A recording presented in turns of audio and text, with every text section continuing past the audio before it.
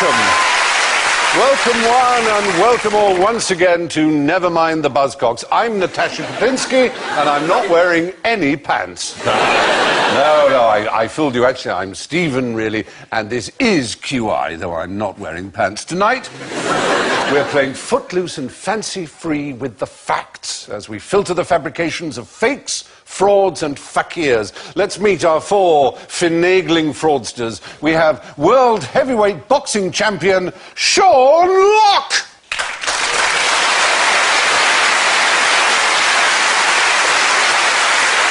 We have the President of Mauritius, Jimmy Carr.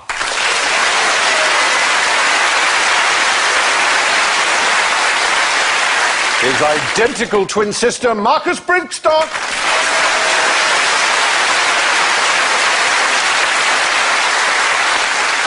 And the late Hugh Montgomery Massingbird.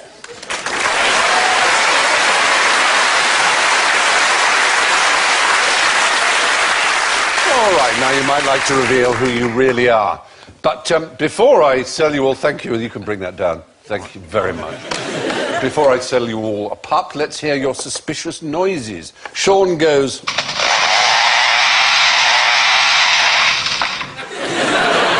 Jimmy goes... Marcus goes... And Alan goes...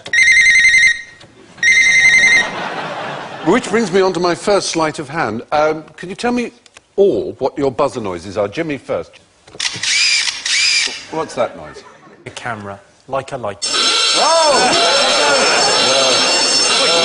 Actually, it's a... Yeah? That's a phone. Is it not? Is it not? It's a bird that can mimic sounds, and it learned how to do the camera shutter. So what sort of bird would that be? A Kodak bird. It's not that. It's from Australia? Oh, the kookaburra. No. Sheila. No. The audience knows. Say again loudly. Liar! They're all shouting liar at you. You've robbed my point. You get one, the audience gets 5.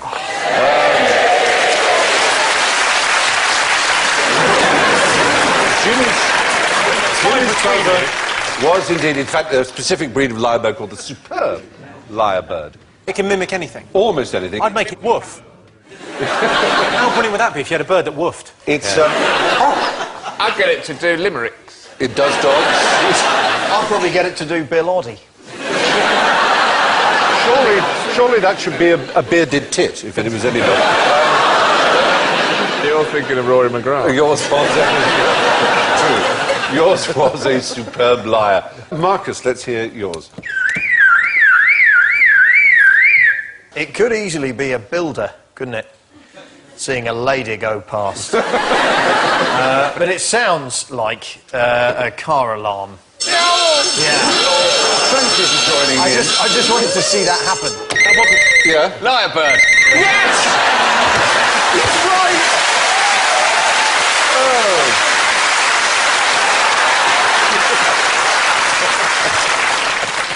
Oh. And here it is, making that noise. It's lyre, incidentally, L-Y-R-E, not... I knew that. Not... I've got a point if I'd said that. No. Because its tail is said to resemble the shape of a Greek lyre, the plucking instrument, a lyre. And let's hear your buzzer, Sean, if we may. It's a lyrebird.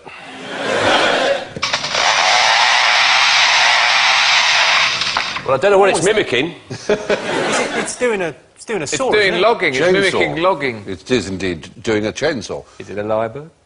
It's a lyrebird! You seem to have got the hang of this. It's very annoying. Really. So, Alan... The thing about... That's a lyrebird. No!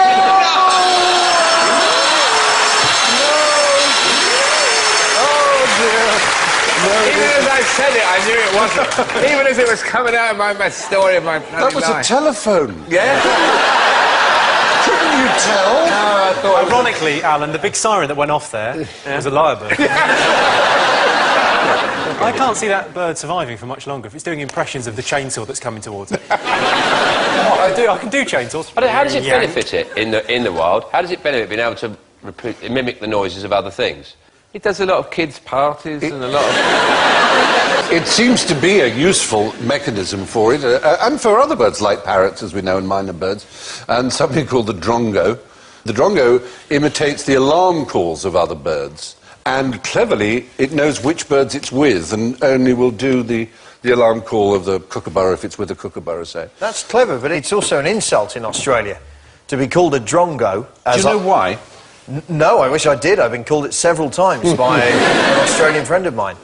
It is actually, it's the proper name for a bird and always was, but in the 1920s there was a racehorse called Drongo, who seemed to lose every single race that he was put in. And so in Australia, doing hurdles the word Drongo... You don't get any horses called Fred, do you, or Sam? Gerard? Brigadier Gerard. There was one called Simon in the Grand National this year. Just Simon? Yeah, that had my 40 quid.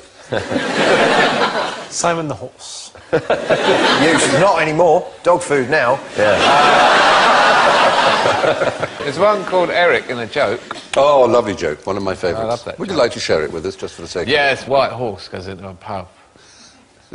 And he goes to the pub and the landlord says, "We got a drink named after you." And he says, "What, Eric?" It's simple That is it. pure. I told it quite well. Yeah, I like the way you threw it away. Yeah. The world record for any talking bird appears to be 1,728 words, which is the same vocabulary, as it happens, as an estate agent, apparently. And it was a budgerigar named Puck in 1995. Who had sold this. 3 semis. Yeah, who sold 3 semis. Can he do sentences or just words? I don't know. I don't know. I simply don't know. Sorry, do you know this one or not? I don't know. You don't? I don't have. Well, do you or not? I don't. They're not really words, though, are they? They're not words, are they? What aren't? Well, when birds say words, they're not words. They're noises. To our ears, they are. They sound like. You know, people want to learn to talk to the animals, don't they? People say, "I'd like to talk to the animals." It would actually be quite dull, wouldn't it? Talking to animals, what you do, just got Eat up, grass. got some food. Grunt and squeak and squawk with Didn't the get killed. It's turned out all right. Got out of bed, shat right next to the bed, got back in the room. Oh. It's the sort of thing they do. Yeah, disgusting. You're right. Anyway, moving on. The first 3 were, of course, all the work of the finest fibber in the forest, the superb lyrebird, which can imitate just about any sound it hears. So now, what was unusual about the pig-faced lady? She had 8 tits. As well. She wasn't really a lady, she was a pig. Yeah, if that's her, that is a pig. No, there was a very famous... In fact, there were a number of famous pig-faced ladies in the 19th century. To be a curiosity in a tent and Thank you. That's it. Say that again, so the ladies and a gentlemen... curiosity in a tent. Exactly right. It was My favourite sort of curiosity. Yeah. Tented curiosity. A tented curiosity. It was a big draw in the 19th century for people to go pay money to see the pig-faced lady. The thing I always think about those freak shows is, rather than pay to go to the tent, why don't you just wait till they finish work and they go down the shops? You don't get all the build-up, though, do you? If they're just down the shop, you don't get someone saying, "Prepare for the wonderful..." Oh, she's just buying biscuits. Yeah. It's not the same thing. Was it a bearded lady that they shaved? No, but it was a shaved... Pig. Did they- Pig. No. Monkey. She was like a PG Not a chimp. monkey. Monkeys would have to be huge. It'd have to be a gorilla. Horse. All right, a gorilla. Cow. Horse. Cow. Not a cow. A pig. No, a pig would be too small to be convincing as a woman. Pigs are massive. Donkey. A donkey. You're talking about They're not little gonna pigs in stand up cartoons. on 2 legs, though, and, Wait, sorry, is this... and look like a human. You put a dress on most things, so they can pull it off. I look like one. I put a dress on. I If think you I've heard stand of this. upright. Yeah. Is it a bear? Yes, thank you. It's a bear. They shaved... They would get a A bear, bear? drunk, shave the bear's Get a face. bear drunk Yeah. and shave it. Yeah. They've got this show backwards. That's what you want to see. They care about a pig-faced woman. I want to see a man trying to shave a bear. Drunken bear. Have another drink. I'm not going to do anything to you. That's insane. And then they stick his arm in a beehive. When they got them drunk, was this, like, paralytic, so it would then pass out and they'd shave it, or drunk enough to persuade it that this... that this One would or work? other. Drunk enough for it not to wipe your face off with its With its one claw. swipe of its Right. claw. Yeah. Hot towel, sir. Oh, God, man. God, where am I going? Go for your life. God. Here's a quite interesting thing. Yeah. Water softens beard bristle up better than shaving foam. That's it. Yeah. Shaving foam is a con. generation. I think there's a current advert on for some skin preparation for men that goes on about how your skin can get stronger. Obviously, they don't want to market moisturise the men, so they call it face protector. Yes. Like it's stopping bullets hitting our face. I put this on. It's not to do with making me all soft and lovely. It's actually, bang, I'm biting on. People are throwing kettles at me. I don't even feel it.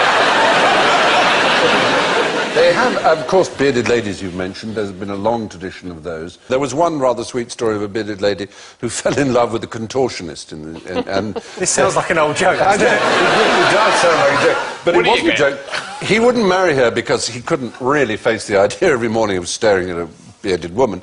But also, if she shaved, they couldn't get married because they wouldn't have enough income, because her income came from the fact that she was a very successful bearded lady. And, So he shaved a bear and married that? No. Someone else suggested that she shave and cover herself in tattoos, and she became the first tattooed lady. Right. And they married and lived very happily ever after. But if he was a contortionist, they could have had sex and he could have been in a different room. That's indeed the nature of exactly that. Samuel Gumpertz was considered the king of the freak show people at Coney Island. He had a 1911 show that included Ursa, the bear girl, Bonita... Is that just a naked lady? No. The bear girl is misleading, I think. B-E-A-R. Actually, a lot of people paid their money and went, oh, this is rubbish. She just looks like a bear. If anything, I'm turned off. There was Bonita... I don't know why this is funny, the Irish fat midget. You don't know why that's happening? Yeah, I was going to say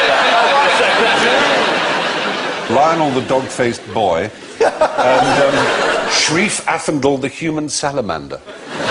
Salamanders can go in fire, can't they? Yes, that's the He would sort of stand into legend. fire. Presumably that's what happened. How long can a salamander go in fire? So it's cooked. Well, there you have it. Anyway, the pig-faced lady was neither pig-faced nor a lady. She was, in fact, a drunken bear with a shaven head. Now, what was Count Victor Lustig's dastardly scheme for Guy de Maupassant's favourite restaurant in Paris? Did he put a creepy black and white cardboard cutout of himself in the middle of the place? Guy de Maupassant, 19th century French writer. Like many French writers, a surprising number of French writers and artists in the 19th century objected to something new that hit Paris in 1889, the Eiffel Tower. They absolutely loathed it. Guy de Maupassant loathed it so much that his favourite restaurant was... The Eiffel Tower is crap bistro. No, was in the Eiffel Tower. Oh, so he didn't have to look at it. So exactly. The So Jules one Verne place in restaurant. Paris where he couldn't see the Eiffel Tower was inside the Eiffel Tower. Could he not just ask for perhaps a chair facing the other way? But he was a French writer trying to make a point, and therefore a git.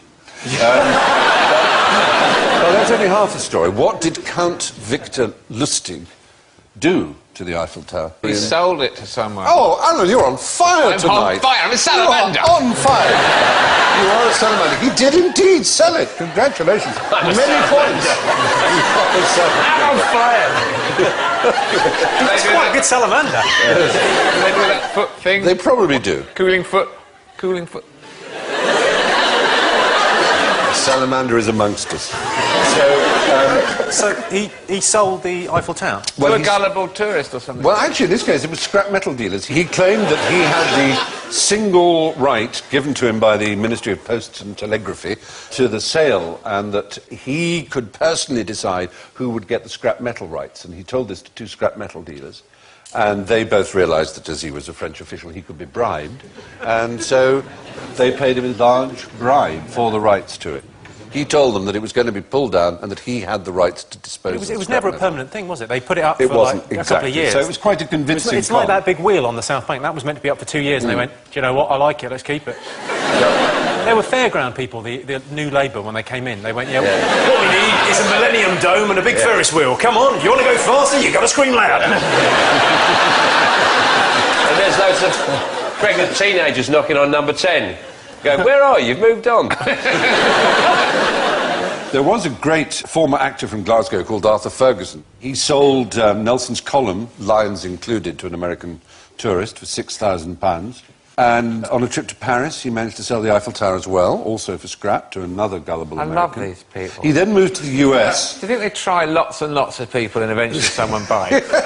He sold the White House to an American. Brilliant. He sold Sell me! He then tried to sell the Statue of Liberty to an Australian, and that's where it fell down. But he went...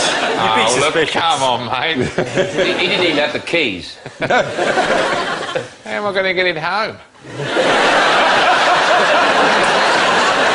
Where's the guarantee? But in case we think this is something that's gone away, only this year, 2008, ladies and gentlemen, as we go, two businessmen called Terry Collins and Marcel Buchhorn were conned out of £1 million by an unemployed, bankrupt lorry driver named Tony Lee, who claimed to be acting for the real owners in the sale of the Ritz Hotel. And they paid £1 million for a sort of down payment on the Ritz. £1 million. Now, what kind of animal might be interested in buying some snake oil? I have some here. Yes. Pig-faced lady. Good point. Is it made from snakes? Yeah. The oil of a snake. Oil from a snake. I imagine you just wring them out, they're quite long. Yeah. Or you get someone at the other end, like you do with the towel. Just keep turning it. Plenty, exactly. Like a... Is that a Vileda mop you were doing there? What use It's would not it venom, be then, to an is it animal? taken from the venom or No, from not from the venom, no. It's an oil from the snake. But there's a particular animal that is shown to benefit from it. Maybe we would too. Oh, is Particularly the snake. it a snake with bad joints? No, Jimmy, not. Not a snake? No. What do we mean by snake oil when we use the phrase these days? It means it's something that's not what it says it is. It's a con, it's a fraud. Yeah, it's sort of patent Snake medicine. oil salesman. In the 19th century, when the Chinese arrived in America in large numbers, they used it as a kind of potion or health thing amongst themselves.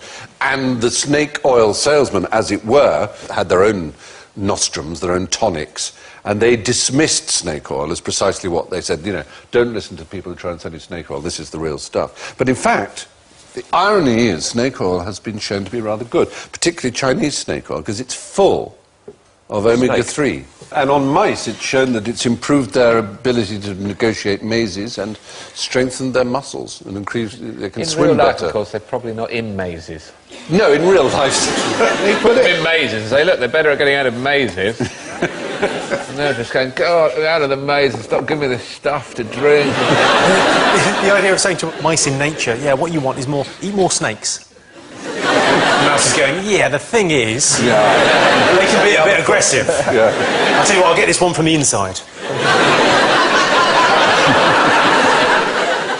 The most famous woman's face, some believe, in the 19th century was a woman called Lydia Pinkham, who was responsible for a very famous patent medicine called her compound. No, is that where Lily the Pink comes It's from? where Lily the Pink comes from, the 60s song by The Scaffold. And it's her vegetable compound. It was a huge success, and her face was on it. And, of course, most of these things had alcohol in, which by the early 20th century meant they were very popular in Prohibition. It turns out, ironically, that snake oil, empirically, has been discovered to be good. At least for mice, it comes from the Chinese water snake, and it's a source of omega-3, highly healthy acid. Now, let's move on. Describe the scandal of Mrs. Pankhurst and the rhubarb jam. Pankhurst, she was a first, now, suffragettes and jam. We don't say suffragettes anymore, we say favours the flatter shoe. Did she make her own jam? Pankhurst's own rhubarb jam? Well, no, but actually in the 19th century and the early part of the 20th century, there was an enormous industry involved around making fake jams, would you believe? Fake jams? Fake jam. There was a particular kind of jam that was very popular but rather expensive for ordinary people, and so fake versions of it were produced, and it was a particular fruit jam. Strawberry. Raspberry. Raspberry is the answer. Raspberry was very popular, very, very popular, but rather expensive. So instead people used rhubarb was your best shot. Your worst shot was sweetened turnips. And, as Marcus said under his breath there, yes, and I caught it, yes, they did put wooden pips in, not real pips, but fake pips. Lovely wood. In order to make it look more like... And, so, this is why it gets so weird, so prevalent was this habit of making false raspberry jam out of sweetened turnips and rhubarb and adding the wood bits, that there was a trade of making little wooden pips. And it was sweated labour that Mrs. Sylvia Pankhurst, one of the leading women's movement people who, you know, fought for votes for women and rights for women and so on, that she made an enormous fuss about this and indeed opened her own jam factory during the First World War, selling real jam instead of this. It does sound like a euphemism for something else. Yeah, she's opened her jam factory. You're a very disgusting young man. I just think it sounds... quite wrongly. I like the idea that you could have a job as a pip maker. Yeah, I know, that's exactly what a pip maker. 5 years apprenticeship. Making pips, start with a great big pips like that, where they're smaller and smaller. And being very badly paid at it. Anyway, presumably they got away with it if it lasted that long, so it must have been raspberry-ish. I guess. It was sugary, it was sweet and it was red. What do they call jam in America? Jello. Jello. Jello. No, they don't. Jelly. Jelly. I want some jam. Jelly. Put some jam on my pancakes. Jelly. They call it jelly. I'm still saying jam. Yes, you are. You're still saying jam in your way. I think it's funny when I say jam. They mix it with peanut butter as well. Peanut butter and jelly sandwiches. Got an interesting fact about peanut butter. Tell me. You know when they make those commercials using chimps? Like for tea and things. For tea and stuff. So what they do is they get a little bit of peanut butter and they put it on the top of the roof of their mouth for the monkeys, and a little bit they go, and that is also how they make Hollyoaks. Very good. Very good indeed. So it's done. So, there we have it. The pips in fake raspberry jam, often made from rhubarb, with little bits of wood processed by sweatshop female labour. Now, you are the detective for these questions coming up. We all think we can spot a con, but tell me how you would have dealt with these situations. You become suspicious of 3 buxom young women who are coming out of the telephone exchange carrying heavy suitcases and jangling. Where is the jangling coming from? Is it coming from A, the telephone exchange, B, the suitcases, or C, their bosoms? D, my trousers.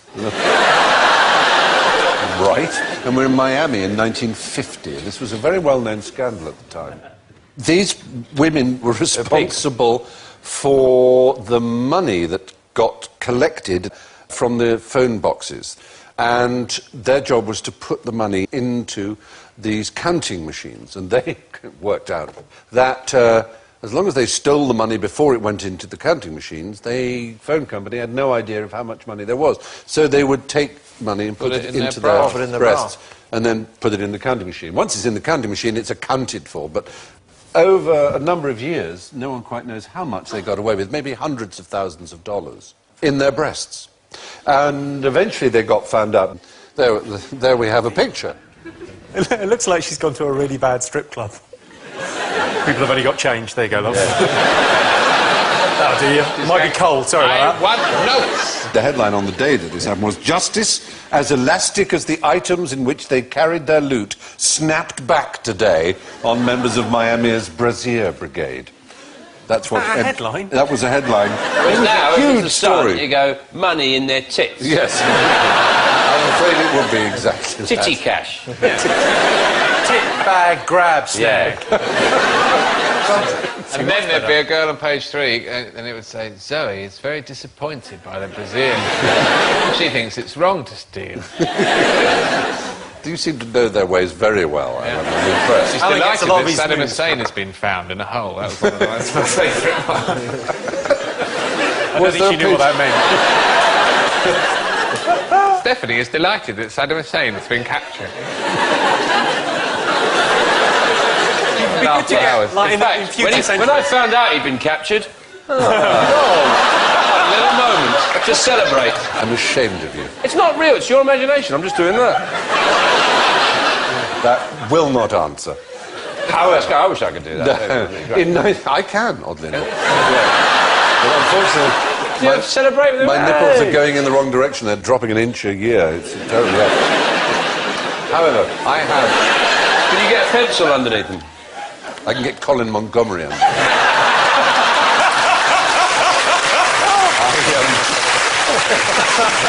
Oh, he must have been livid about that.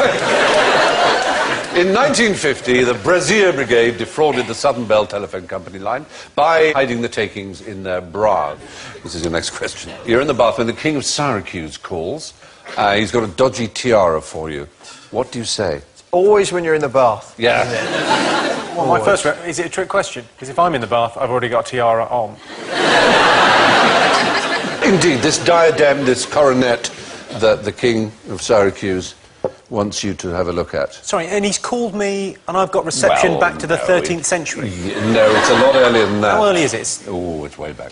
Oh, way back. OK. I don't want to get too specific, that was enough information. About 200 BC, that kind of thing. 200 BC, and he's called me in the bath. He's gone, do you want to buy a tiara?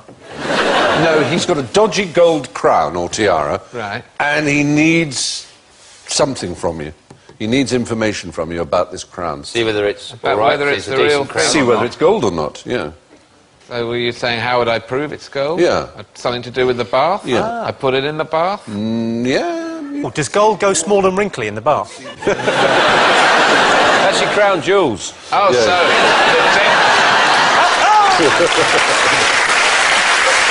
There's something to do with the density of it? And The density of gold is unique to itself, so that if you had two crowns that weighed the same, you couldn't tell whether one was gold or not just by their weight, even if they were the same size. But they would displace different amounts of water when placed in the water.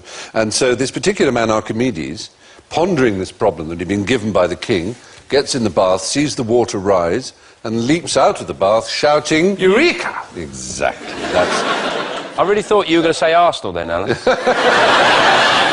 Yes, Eureka. Archimedes' famous bath time moment came from trying to think of a way to check how gold a gold crown really was. Now, let's see how well you know yourself. I'm going to describe one of you, and I want you to buzz in when you think you know which one it is that I'm talking about. You tend to be... Well, that's me. You tend to be too critical of yourself. You have considerable unused capacity that you have not yet turned to your advantage. At times you have serious doubts about whether you made the right decision or done the right thing. Some of your goals are rather unrealistic. You have a need for other people to like and admire you. Keep looking at me.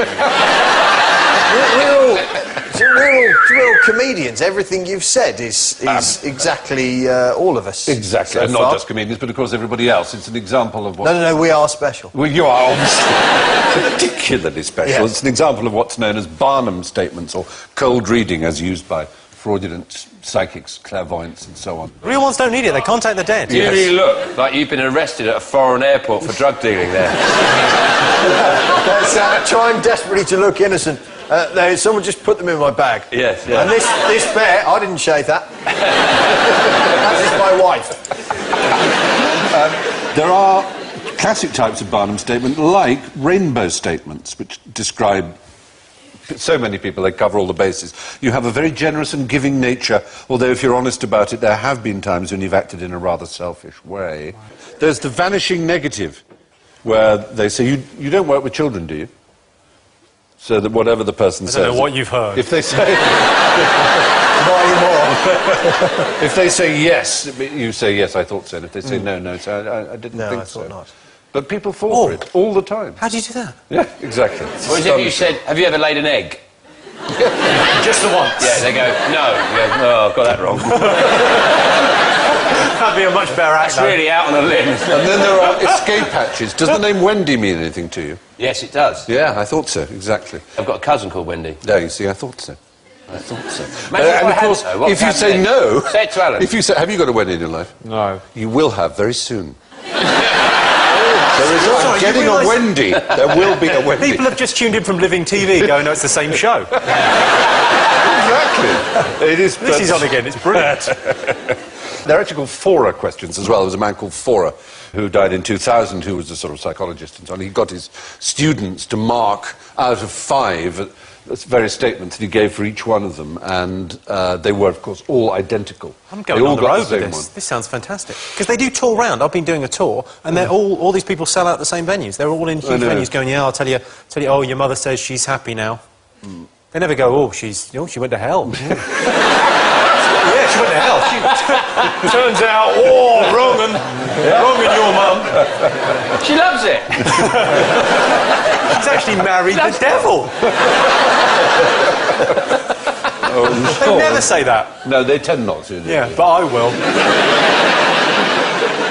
Fora effect, or personal validation fallacy, is a technique used by astrologers and fortune tellers and other liars to create apparently specific, but in fact almost universal statements.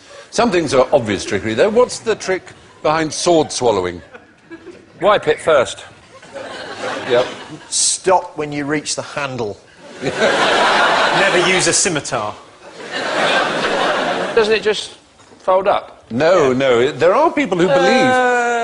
There are people who insist on believing that it is a sort of fake somehow, but it is genuine. People do... I wonder if it ever comes out it's got a bit of meat on the end. Yeah. I think that the actual secret of doing it is to do it really quick, and if it gets caught on anything, just jab it. Oh. What do you think the most common complaint is when they go and see doctors? I imagine it's gastric. It's a sore throat. Is it? Pretty obviously, but they genuinely do suffer from sore throats. And they pop it down, and there's a limit, 61 centimetres. Any longer than 61 centimetres, you could gravely injure yourself. But anything less than 40 centimetres, and you are not recognised as a sword swallower by the Association of Sword Swallowers. What if you're short? I mean, surely height...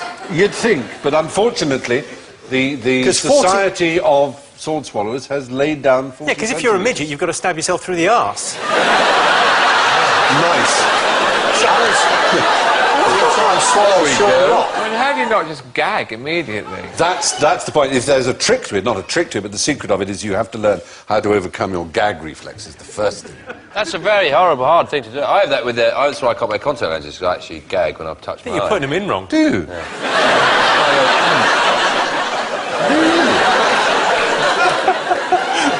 Put them in the front. You know, like, if you pull a Pekingese's tail, its eyes pop out. You know that? That's a fact. Yeah. Oh, that's the rest of my week sorted. I'm buying a Pekingese. Oh, I line them up. I line them up. It's like that. I touch my eye and I actually go... Really? It's a 4,000-year-old art. It seems, sword swallowing. It's not a trick at all. It's a real skill. That's the point. Now, tell me what about the vegetable lamb of Tartary? Anybody? Is it the bastard child of a lamb and a turnip? Not a turnip. Wandered lonely until came across a pig-faced lady. There were many people. Well, sheep didn't have a go on a cauliflower when it was pissed or something, did it? Is it a kebab? Not a kebab, no, but if you have like this might be made of wool, a suit, but the shirt would be made of... Lamb. Cotton.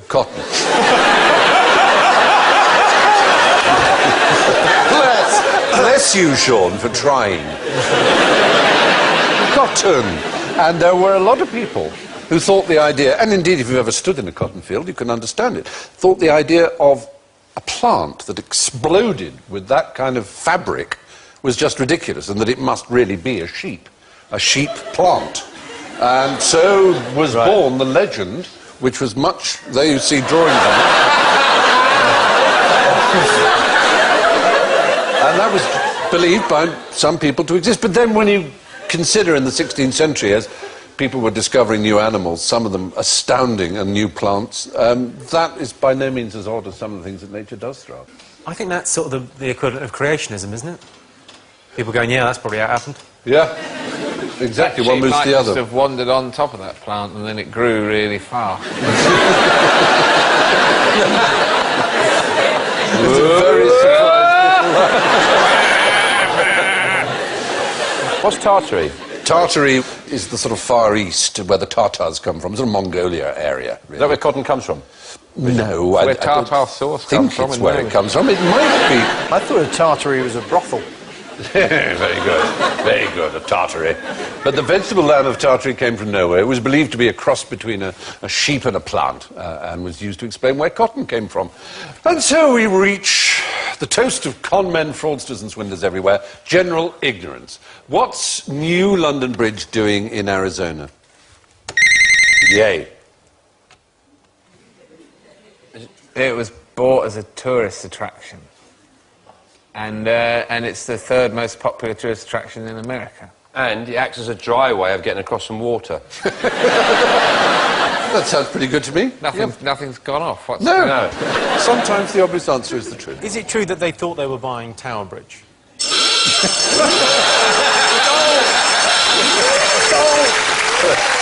No, that was the wrong one.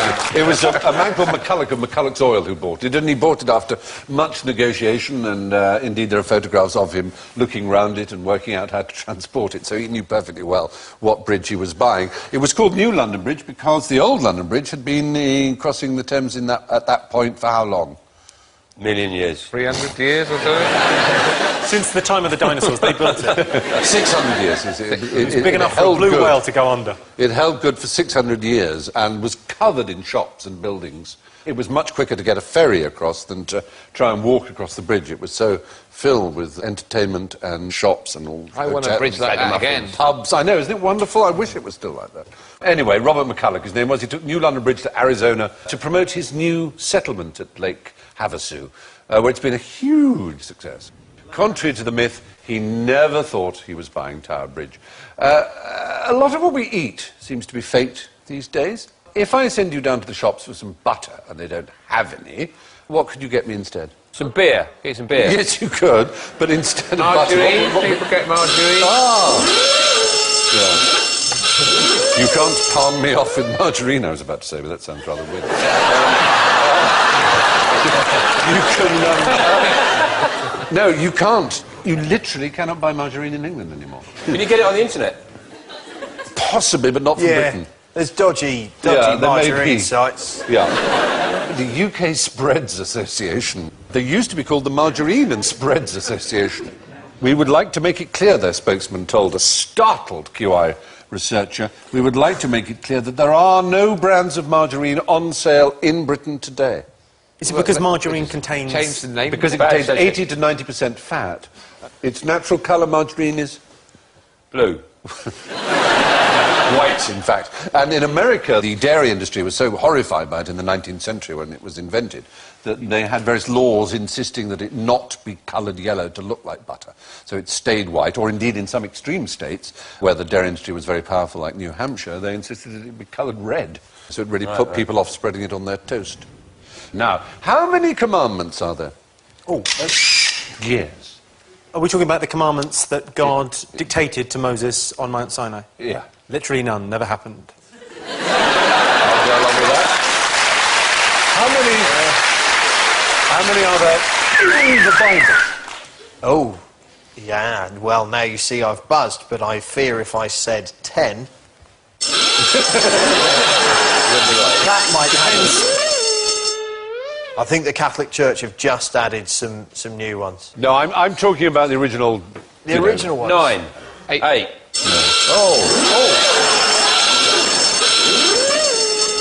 There used to be that story where the angel is sent down and he goes to the French and says to them, I've got some commandments. And the French say, well, give me an example. He said, well, thou shalt not commit adultery. He said, I'm not interested, go away.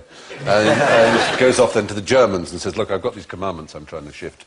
And the Germans say, what do they say? He said, well, for example, thou shalt not kill. I don't think so. He goes to the Italians and says, look, would you like some of these commandments? What do they say? He says, well, here's one saying, thou shalt not steal. Go away. Then he goes to Jews and says, like, I've got these commandments. How much are they? They're free. I'll take 10. It's quite interesting, if you look at the Ten Commandments, thou shalt not kill, which should be the major one, really. It should be at the top. Comes in about number 5. It's got quite low billing. And it should be in bold, shouldn't it? Do you think that's the important? The other stuff is just like nicking, staring at other people's wives, or boyfriends. In the list of those commandments that were taken down from the mountain, there were actually 14 in both Exodus and Deuteronomy, not 10. But in Exodus, generally speaking, there are 613 commandments, including the really important ones that should be, as you say, put in bold, like, you shall not suffer a witch to live, or you shall never vex a stranger. Well, this show should be taken off. Yeah. Whosoever lies with a beast shall be surely put to death. Well, especially when it rolls over. Yeah. Exactly. In the night. Did it say anything about... Listen, I didn't know she was a bear. I thought she was a pig. No, that doesn't do. Why do we think there's 10, then?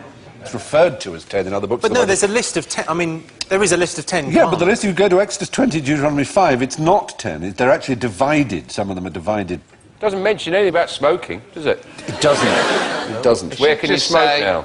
Be good. If you can't be good, be lucky. Nice. Always wash we your need brushes that. and put your ladders away.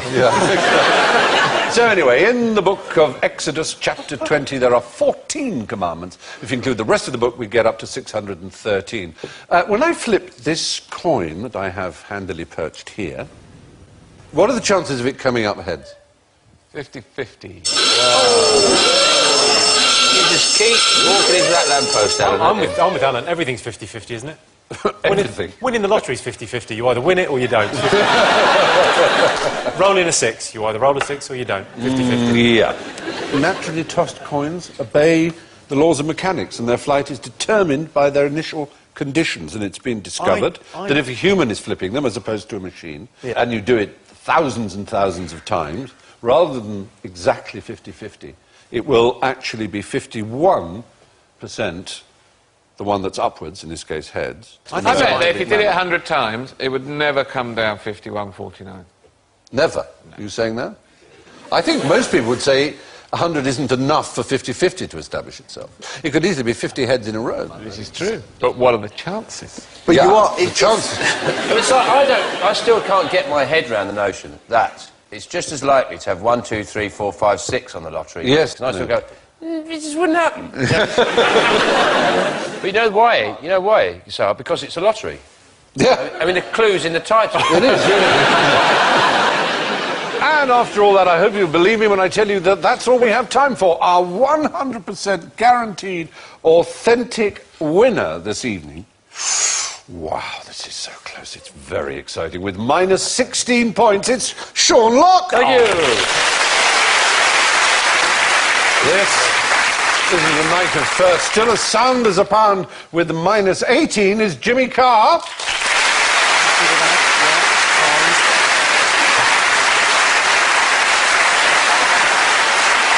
But in third place, far from last with minus 21, Alan Davis. Wow.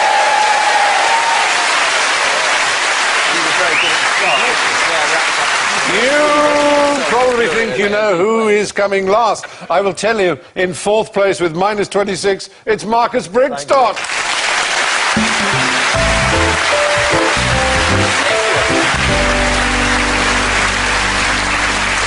So it's goodbye from Jimmy, Marcus, Sean, Alan and myself. We hope that this show has been a warning to you all against choosing the paths of fraud and fakery. As Groucho Marx said, the secret of life is honesty and fair dealing. And if you can fake that, you've got it made. Good night.